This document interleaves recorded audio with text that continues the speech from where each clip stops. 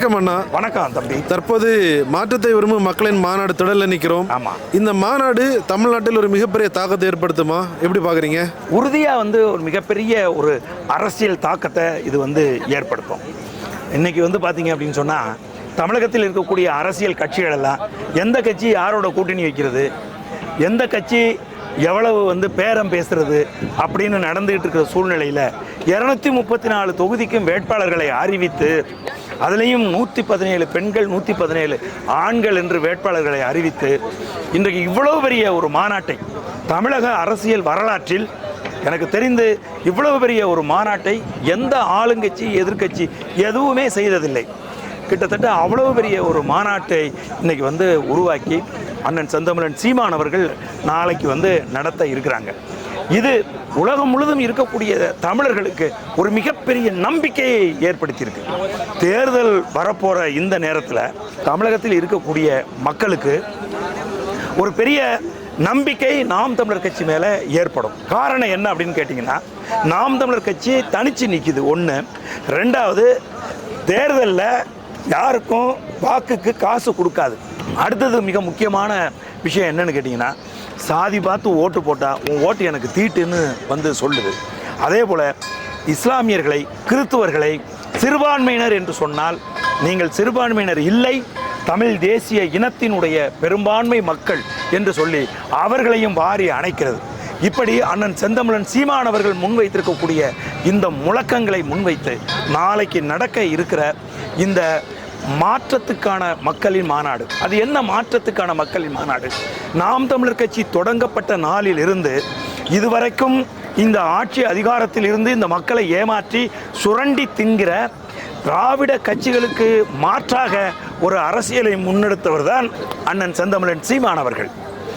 அந்த வகையில் மக்கள் தமிழகத்தை ஆட்சி செய்த இந்த திராவிட கட்சிகளுக்கு மாற்றாக அண்ணன் சீமான் அவர்களை பார்த்து தான் 1%இருந்து 4% 4 7 7 8.22 இன்றைக்கு இந்திய நிலப்பரப்பில் ஒரு அரசியல் கட்சி தனித்து நின்று அங்கீகாரம் பெற்றிருக்குன்னு சொன்னால் அது நாம் தமிழர் கட்சி தான். அப்படியான மாற்றத்தை இந்த மக்கள் கொடுத்திருக்கிறார்கள். ஆகவே தான் மாற்றத்தை விரும்புகிறவர்கள் நாம் தமிழர் கட்சி தான் அந்த மாற்றத்தை தரும் என நம்பி 36 லட்சம் பேர் வாக்கு செலுத்தி இருக்கிறார்கள். ஆகவே இந்த தேர்தலில் நாம் தமிழர் கட்சியினுடைய தேவையை, நாம் தமிழர் கட்சியினுடைய அவசியத்தை புரிந்து தமிழகத்தில் ஒரு மிகப்பெரிய அரசியல் மாற்றம் வரணும் அப்படின்னு விரும்புகிற அந்த மக்களுக்குத்தான் இந்த மாநாட்டை அண்ணன் செந்தமிழன் சீமான் அவர்கள் நடத்திட்டு இருக்கார். எங்களுடைய கட்சி நாம் தமிழர் கட்சி இந்த மாநாட்டை ஒருங்கிணைத்திருக்கிறது. எங்களுடைய கட்சி நாம் தமிழர் கட்சி இந்த மாநாட்டுக்கு அழைப்பு விடுத்திருக்கிறது. ஆனால் யாருக்கு நாங்கள் அழைப்பு விடுத்திருக்கோம் அப்படின்னு கேட்டிங்கன்னா, தமிழ்நாட்டில் இருக்கக்கூடிய மாற்று அரசியலை விரும்பக்கூடிய படித்த ஏழை எளிய விளிம்பு நிலையில் இருக்கக்கூடிய மக்கள், இன்றைக்கு திராவிட முன்னேற்ற கழகத்தினுடைய ஆட்சி அதிகாரத்தில் யாரெல்லாம் துன்பப்பட்டு கொண்டிருக்கிறார்களோ, யாரெல்லாம் துயரப்பட்டு கொண்டிருக்கிறார்களோ அவர்களை நாங்கள் கூவி அழைத்திருக்கிறோம். மாற்றம் இந்த நிலப்பரப்பில் அரசியல் ரீதியாக ஏற்பட வேண்டும் என்று சொன்னால் நீங்கள் இந்த மாநாட்டுக்கு வாருங்கள். மாற்றத்தை உருவாக்குகிற பெரும் சக்தியாக இன்றைக்கு நாம் தமிழர் சக்தி கட்சி உருமாறி இருக்கிறது. எமது அண்ணன் செந்தமிழன் சீமான் அவர்கள் மாற்றத்தின் வித்தாக இந்த நிலப்பரப்பில் எழுந்து நிற்கின்றார். அவருக்கு விவசாய சின்னத்தில் வாக்களித்தால் மாற்றம் உறுதியாக நிகழும் என்பதை உணர்த்துவதற்காகத்தான் இந்த மாநாட்டை நாங்கள் ஒழுங்கு செய்திருக்கிறோம். இந்த மாநாட்டுக்கு வரப்போகிற ஒவ்வொருத்தரும் தமிழக நிலப்பரப்பில் மாற்றம் வர வேண்டும், அரசியல் மாற்றம் வர வேண்டும் என்பதற்காக வருகிற மக்கள், இந்த மக்கள் உறுதியாக நாம் தமிழர் கட்சிக்கு வெற்றி அளிப்பார்கள். மாற்றத்தை விரும்பும் மக்களின் மாநாடு திடலில் நிற்கிறீங்க. இந்த மாநாடு தமிழ்நாட்டில் மிகப்பெரிய தாக்கத்தை ஏற்படுத்துமா? எப்படி பார்க்குறீங்க? கட்டாயமா தமிழ்நாடு மட்டும் இல்லை, உலக அளவில் இது மிகப்பெரிய மாற்றத்தை உருவாக்கும். எந்த நாடுகள்லையும் பார்த்தீங்கன்னா ஆணுக்கு பெண் சமமான, ஆணுக்கு பெண் நிகரான பொலிட்டிக்கல் பீப்புள் நீங்கள் பார்த்துருக்க மாட்டீங்க. இந்தியாவில் முதல் முறையாக நாம் தமிழர் கட்சி தான் இங்கே எடுத்திருக்கு. குளோபல் ஜெண்டர் கேப் இண்டெக்ஸை சொல்கிறாங்க, ஆணுக்கு பெண் சமம் அப்படிங்கிற ஆங்கிளில் 4 டிபார்ட்மெண்ட் வைக்கிறாங்க: education, economic, health and politics. So இதில் பார்த்தீங்கன்னா இருக்கிறதே கிட்டத்தட்ட 192 நாடுகள் தான் 192 நாடுகள் தான் இருக்குது.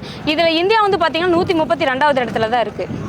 இந்த நான் சொன்ன பார்த்தீங்களா இந்த 4 டிபார்ட்மெண்ட் இதில் 132வது இடத்துல தான் இருக்குது. ஸோ என்னைக்கு வந்து பொலிட்டிக்கலில் வந்து பெண்கள் வந்து ஈக்குவலாக வர முடியும் அப்படிங்கிற ஒரு கொஷின் மார்க் இங்கே இருந்துகிட்டே இருக்குது.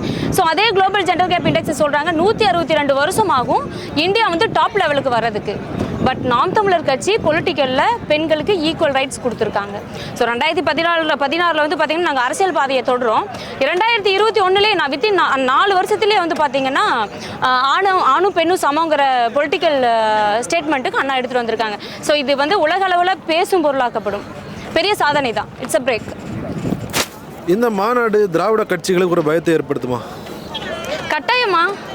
இப்போ லாஸ்ட் எலெக்ஷன் வரைக்கும் பார்த்தீங்கன்னா 5.3% தான் பெண்கள் வந்து சபையில் இருக்காங்க, சட்டசபையில் இருக்காங்க, ரைட்? ஸோ திமுகவுக்கும் அதிமுகவுக்கும் இது பெரிய அடியாக தானே இருக்கும். திமுக அதிமுக மட்டும் இல்லை மாநில அரசு ஒன்றிய அரசு எல்லாத்துக்குமே வந்து இது பெரிய சவாலாக தான் இருக்கும். ரொம்ப நன்றி. நன்றி.